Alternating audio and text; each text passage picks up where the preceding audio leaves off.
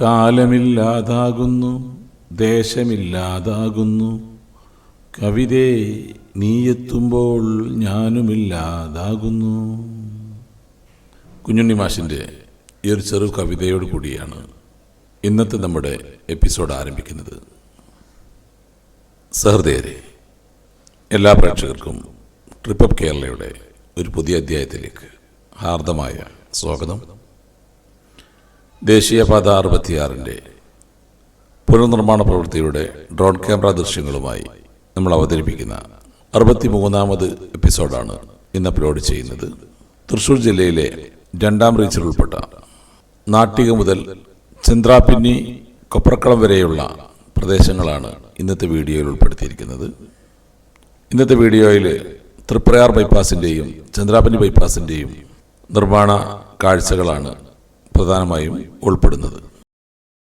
തൃശ്ശൂർ ജില്ലയിലെ toll Plaza സ്ഥിതി ചെയ്യുന്ന MA project India private limited എന്ന സ്ഥാപനം വരെയുള്ള വീഡിയോ ആണ് കഴിഞ്ഞ ദിവസം നമ്മൾ അപ്ലോഡ് ചെയ്തത്. ഈ സ്ഥാപനത്തിൻ്റെ പേരുച്ചരിച്ചപ്പോൾ പ്രോജക്റ്റ് എന്നതിന് പകരം പ്രോഡക്റ്റ് എന്ന് ഉച്ചരിച്ചു എന്ന് ഒരു പ്രേക്ഷകൻ കമൻറ്റിലൂടെ ചൂണ്ടിക്കാണിച്ചിരുന്നു. തെറ്റുപറ്റിയതിൽ ക്ഷമ ചോദിക്കുകയാണ്. അവിടെ പിന്നീട് മുന്നോട്ട് പോകുമ്പോൾ പിന്നീട് നമ്മൾ എത്തുന്നത് നാട്ടിക പ്രദേശത്താണ്. നാട്ടിക ബീച്ച് റോഡ് ജംഗ്ഷനിലാണ് തൃപ്രയാർ ബൈപ്പാസ് ആരംഭിക്കുന്നത്. നിലവിലുള്ള ദേശീയപാതയിൽ നിന്നും ഇടതുവശം മാറിയാണ് പുതിയ തൃപ്രയാർ ബൈപ്പാസ് വരുന്നത്. ഈ ബൈപ്പാസ് ആരംഭിക്കുന്ന ജംഗ്ഷനിൽ നിന്ന് വലതുഭാഗത്തേക്കുള്ള ബീച്ച് റോഡിലാണ് പത്മശ്രീ MA യൂസുഫലിയുടെ ഭവനം സ്ഥിതി ചെയ്തത്. നിലവിലുള്ള ദേശീയപാതയിൽ ബീച്ച് റോഡ് ജംഗ്ഷനിൽ നിന്ന് ഇടതുഭാഗം മാറിയാണ് പുതുതായി നിർമ്മിക്കുന്ന തൃപ്രയാർ ബൈപ്പാസ് ആരംഭിക്കുന്നത്.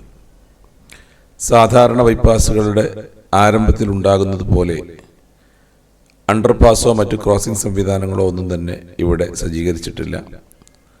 ഈ പ്രദേശത്തിൻ്റെ തൊട്ടടുത്ത് പ്രദേശങ്ങളിലായി രണ്ടിടങ്ങളിലായി ഒരിടത്ത് ഫ്ലൈ ഓവറും മറ്റൊരു സ്ഥലത്ത് നേരത്തെ നമ്മൾ പറഞ്ഞ ടോൾ പ്ലാസയും വരുന്നത് കൊണ്ടായിരിക്കും ഇത്തരത്തിലുള്ള ഒരു സംവിധാനം ഇവിടെ ഒരുക്കാത്തത് എന്നാണ് നമ്മൾ മനസ്സിലാക്കുന്നത്. തൃപ്രയാർ ബൈപ്പാസിലൂടെ നമ്മൾ മുന്നോട്ട് പോകുമ്പോൾ ചിലയിടങ്ങളിലൊക്കെ കെട്ടിടങ്ങൾ പൊളിച്ച് നീക്കി മരങ്ങളും വെട്ടി നീക്കി റോഡ് നിരപ്പാക്കിയിട്ടെടുക്കുന്നുവെങ്കിലും പല സ്ഥലങ്ങളിലും മരങ്ങൾ പോലും വെട്ടി നീക്കാത്ത കാഴ്ചകളാണ് കാണുന്നത്. തൃപ്രയാർ ബസ് സ്റ്റാൻഡിൻ്റെ പിറകിലായി നിലവിലുള്ള ദേശീയപാതയ്ക്കും ടിപ്പു സുൽത്താൻ റോഡിനും സമാന്തരമായിട്ടാണ് പുതിയ ബൈപ്പാസ് കടന്നു പോകുന്നത്. ആ പ്രദേശം പിന്നീട് എത്തുന്നത് തൃപ്രയാറിലെ ചരിത്രപ്രസിദ്ധമായ ശ്രീരാമസ്വാമി ക്ഷേത്രത്തിലേക്ക് പോകുന്ന ടെമ്പിൾ റോഡിലേക്കാണ്. ടെമ്പിൾ റോഡിൽ 65 മീറ്റർ നീളത്തിലുള്ള ഒരു ഫ്ലൈ ഓവറാണ് വരുന്നത്. ഫ്ലൈ ഓവറിൻ്റെ നിർമ്മാണ പ്രവൃത്തികളൊന്നും തന്നെ നിലവിലവിടെ ആരംഭിച്ചതായി നമ്മൾ കാണുന്നില്ല. തൃപ്രയാർ പ്രദേശത്തെക്കുറിച്ച് പറയുമ്പോൾ അതിൽ എടുത്തു പറയേണ്ട ഒന്നാണ് തൃപ്രയാർ ശ്രീരാമസ്വാമി ക്ഷേത്രം. കേരളത്തിലെ ഏറെ പ്രസിദ്ധവും അതിപുരാതനവുമായ ഒരു ശ്രീരാമക്ഷേത്രമാണ് തൃപ്രയാർ ക്ഷേത്രം. തൃശ്ശൂർ, എറണാകുളം ജില്ലകളിലെ പ്രസിദ്ധമായ 4 അമ്പലങ്ങളിലെ ആദ്യ ക്ഷേത്രമാണ് തൃപ്രയാർ ക്ഷേത്രം. കൊച്ചിൻ ദേവസ്വം ബോർഡിന് കീഴിലുള്ള തൃപ്രയാർ ശ്രീരാമസ്വാമി ക്ഷേത്രത്തിൽ വൃശ്ചിക മാസത്തിലെ കറുത്ത ഏകാദശി ദിവസം ഇവിടെ നടക്കുന്ന തൃപ്രയാർ ഏകാദശി മഹോത്സവം ഏറെ വിശേഷപ്പെട്ടതാണ്. തൃശ്ശൂർ ജില്ലയിലെ നാട്ടിക ഗ്രാമപഞ്ചായത്തിൽ തൃപ്രയാർ എന്ന സ്ഥലത്ത് കരുവന്നൂർ പുഴയുടെ കൈവഴിയായ തീവ്ര നദിയുടെ കരയിലാണ് തൃപ്രയാർ ശ്രീരാമസ്വാമി ക്ഷേത്രം സ്ഥിതി ചെയ്യുന്നത്. തീവ്ര നദി പിന്നീട് കനോലി കനാലിന്റെ ഭാഗമായി മാറിയതിനാൽ ഇന്ന് കനോലി കനാൽ എന്നാണ് അറിയപ്പെടുന്നത്. ടെമ്പിൾ റോഡ് പിന്നിട്ട് നമ്മൾ മുന്നോട്ട് പോകുമ്പോൾ ആ പ്രദേശങ്ങളിലൊക്കെ നിരവധി കെട്ടിടങ്ങൾ ഇനിയും പൊളിച്ചു നീക്കാൻ ബാക്കിയുള്ളതായി നമുക്ക് കാണാൻ പറ്റും. എങ്കിലും അല്പം ഉയരത്തിൽ ഡ്രോൺ പറത്തുമ്പോൾ അവിടങ്ങളിൽ നമുക്ക് ബൈപ്പാസ് കടന്നു പോകുന്ന പ്രദേശങ്ങൾ മരങ്ങളൊക്കെ വെട്ടി നീക്കി നിരപ്പാക്കിയിട്ടിരിക്കുന്നതായി കാണാൻ പറ്റും. പച്ചവിരിച്ച വയലേലകളും തലയുയർത്തി നിൽക്കുന്ന തെങ്ങിൻ തോപ്പുകൾക്കുമിടയിലൂടെ പറന്ന് നമ്മൾ പിന്നീടെത്തുന്നത് വലപ്പാട് പ്രദേശത്താണ്. വലപ്പാട് ഗവൺമെന്റ് ആശുപത്രിയും സബ്സ്റ്റേഷനും സ്ഥിതി ചെയ്യുന്ന റോഡിന് കുറുകെ ഒരു ലൈറ്റ് വെഹിക്കിൾ അണ്ടർപാസ് വരുന്നുണ്ട്. ഏതാണ്ട് 15 മീറ്റർ നീളത്തിലും 4 മീറ്റർ ഉയരത്തിലുമുള്ള ഒരു അണ്ടർപാസാണ് ആ റോഡിൽ വരുന്നത്. വലപ്പാടിനെ കുറിച്ച് പറയുമ്പോൾ കുഞ്ഞുണ്ണി മാഷെ മറന്നുകൊണ്ട് നമുക്ക് മുന്നോട്ട് പോകാൻ കഴിയില്ല. കുഞ്ഞുണ്ണി മാഷ് അതിയാരത്ത് വലപ്പാട് PM 80കളിലും 90കളിലുമൊക്കെ ബാല്യകാലം പിന്നിട്ട കുട്ടികൾക്ക് ഇന്നും മറക്കാത്ത ഒരു മേൽവിലാസമായിരിക്കും അത്. അക്കാലങ്ങളിൽ ഇറങ്ങിയ ബാലപ്രസിദ്ധീകരണങ്ങളിലൂടെ കുഞ്ഞുങ്ങളുമായി സംവദിക്കുകയും കുഞ്ഞു കവിതകളും മറ്റുമായി കുട്ടികളുടെയും മുതിർന്നവരുടെയും മനം കീഴടക്കിയ കുഞ്ഞുണ്ണി മാസ്റ്റർ എന്ന ആ വലിയ ചെറിയ മനുഷ്യൻ നടന്നകന്നത് ഈ ഭൂമികയിലൂടെയാണ്. മലയാളത്തിലെ ആധുനിക കവികളിൽ ഒരാളായി കുഞ്ഞുണ്ണി മാസ്റ്റർ ചെറു കവിതകളിലൂടെയാണ് ശ്രദ്ധേയനായത്. ബാലസാഹിത്യ മേഖലയിൽ കുഞ്ഞുണ്ണി മാഷിന്റെ സംഭാവനകൾ എന്നും എപ്പോഴും എടുത്ത് പറയേണ്ട ഒന്ന് തന്നെയാണ്. ഞായപ്പള്ളി ഇല്ലത്തെ നീലകണ്ഠൻ മൂസത്തിന്റെയും അതിയാരത്ത് നാരായണി അമ്മയുടെയും മകനായി 1927 മെയ് 10 കുഞ്ഞുണ്ണി എന്ന ആ ചെറിയ മനുഷ്യൻ ജനിച്ചു വീണത്. തൻ്റെ പഠന കാലഘട്ടത്തിന് ശേഷം മലപ്പുറം ജില്ലയിലെ ചേളാരി ഹൈസ്കൂളിൽ അധ്യാപകനായിട്ടാണ് കുഞ്ഞുണ്ണി മാഷ് തൻ്റെ ഔദ്യോഗിക ജീവിതം ആരംഭിക്കുന്നത്. എന്നാൽ പിന്നീട് 1953 കോഴിക്കോട് ശ്രീരാമകൃഷ്ണ മിഷൻ ഹൈസ്കൂളിൽ അധ്യാപകനായി ചേർന്ന അദ്ദേഹം തൻ്റെ ജീവിതത്തിൻ്റെ സിംഹഭാഗവും ചെലവഴിച്ചത് കോഴിക്കോട് തന്നെയായിരുന്നു. 1982 അധ്യാപന രംഗത്ത് വിരമിച്ച കുഞ്ഞുണ്ണി മാഷ് 1987 മുതൽ 2006 മാർച്ച് 26 മരിക്കുന്നത് വരെ തൻ്റെ സ്വദേശമായ വലപ്പാട് അതിയാരത്ത് വീട്ടിൽ തന്നെയായിരുന്നു താമസിച്ചിരുന്നത്. സാധാരണക്കാർക്ക് മനസ്സിലാകുന്ന ലളിതമായ ഭാഷയിൽ ചുരുങ്ങിയ വരികളിൽ വലിയ അർത്ഥതലങ്ങളുള്ള നിരവധി കവിതകൾ രചിച്ചുകൊണ്ടാണ് കുഞ്ഞുണ്ണി മാഷ് കുഞ്ഞുണ്ണി കവിതകൾ എന്ന ഒരു പ്രത്യേക കവിതാ രീതി തന്നെ കേരളത്തിന് പരിചയപ്പെടുത്തിയത്. മാതൃഭൂമി ആഴ്ചപ്പതിപ്പിലെ ബാലഭക്തിയിൽ കുട്ടേട്ടൻ എന്ന പേരിൽ എഴുതിയായിരുന്നു കുഞ്ഞുണ്ണി മാഷിന്റെ സാഹിത്യ ജീവിതത്തിന്റെ തുടക്കം. പിന്നീട് പല പ്രസിദ്ധീകരണങ്ങളിലും കുഞ്ഞുണ്ണി മാഷിന്റെ കവിതകൾ ഒഴിച്ചുകൂടാൻ പറ്റാത്ത ഒന്നായി മാറി. കോഴിക്കോട് നിന്നും പ്രസിദ്ധീകരിക്കുന്ന മലർവാടിയിൽ 1981 ജനുവരി മാസം മുതൽ കുഞ്ഞുണ്ണി മാഷും കുട്ടികളും എന്ന ഒരു പ്രത്യേക ഭക്തി എഴുതി തുടങ്ങിയ അദ്ദേഹം കേരളത്തിലെ അനേകം കുട്ടികളെ കവിതയുടെയും സാഹിത്യത്തിൻ്റെയും ലോകത്തേക്ക് എത്തിക്കുന്നതിന് ഒരു കൈസഹായം നൽകുകയായിരുന്നു. 1988 വരെ നീണ്ടുനിന്ന 17 വർഷക്കാലം അത് തുടർന്നുവെങ്കിലും അതിനുശേഷം പിന്നീട് കുഞ്ഞുണ്ണി മാഷയുടെ പേജ് എന്ന പേരിൽ മറ്റൊരു ഭക്തിയിലൂടെയും അദ്ദേഹം 5 വർഷം മലർവാടിയിലുണ്ടായിരുന്നു. തൻ്റെ ജീവിതത്തിൻ്റെ നീണ്ട 22 വർഷം സന്തത സഹചാരിയായി മലർവാടിയിലൂടെ കുട്ടികളുമായി കളിയും ചിരിയും തമാശകളുമായി പങ്കുവെച്ച് കുട്ടികളുടെയും മുതിർന്നവരുടെയും ഹൃദയം കീഴടക്കിയാണ് കുഞ്ഞുണ്ണി മാഷ് എന്ന ആ മഹാമനീഷി നടന്നകന്നത്. 1974 1987 കേരള സാഹിത്യ അക്കാദമി അവാർഡ് അദ്ദേഹത്തിന് ലഭിക്കുകയുണ്ടായി.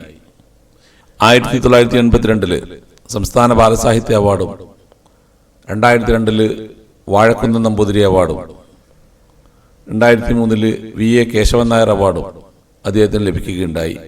കേരള സാഹിത്യ അക്കാദമിയും സംസ്ഥാന ബാലസാഹിത്യ ഇൻസ്റ്റിറ്റ്യൂട്ടും ആജീവനാന്ത സംഭാവനകളും മുൻനിർത്തി 1988 2002 അദ്ദേഹത്തെ പുരസ്കാരങ്ങൾ നൽകി ആദരിക്കുകയുണ്ടായി.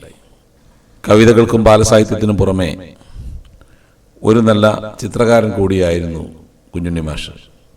കമൽ സംവിധാനം ചെയ്ത ഭൂമിഗീതം എന്ന സിനിമയിൽ അദ്ദേഹം അഭിനയിക്കുക കൂടി ചെയ്തിട്ടുണ്ട്.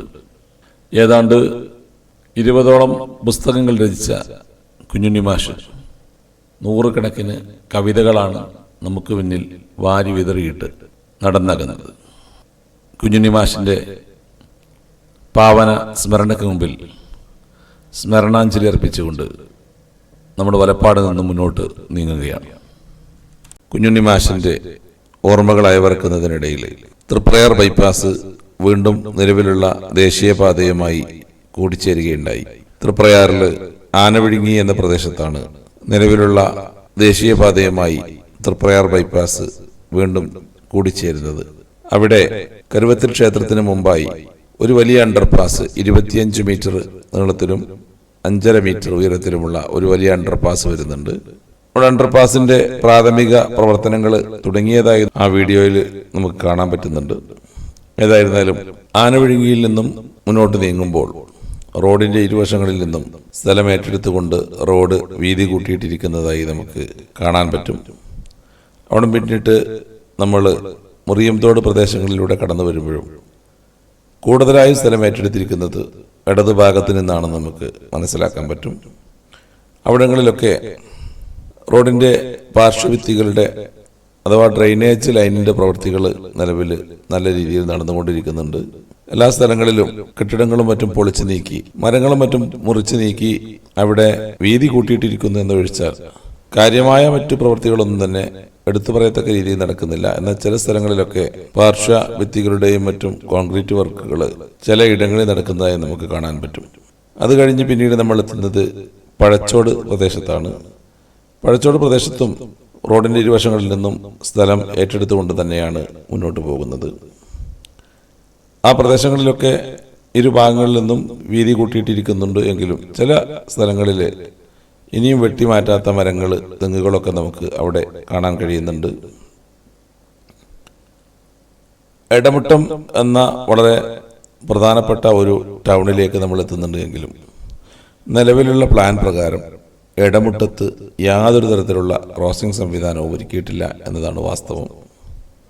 മാത്രമല്ല തൃപ്രയാർ ബൈപ്പാസിന്റെ അവസാനം അഥവാ ആനവിഴുങ്ങിയിൽ ഒരു അണ്ടർപാസ് കഴിഞ്ഞാൽ പിന്നെ അടുത്ത അണ്ടർപാസ് വരുന്നത് ചന്ദ്രാപന്നി ബൈപ്പാസ് ആരംഭിക്കുന്ന പാലപ്പെട്ടി പ്രദേശത്താണ്.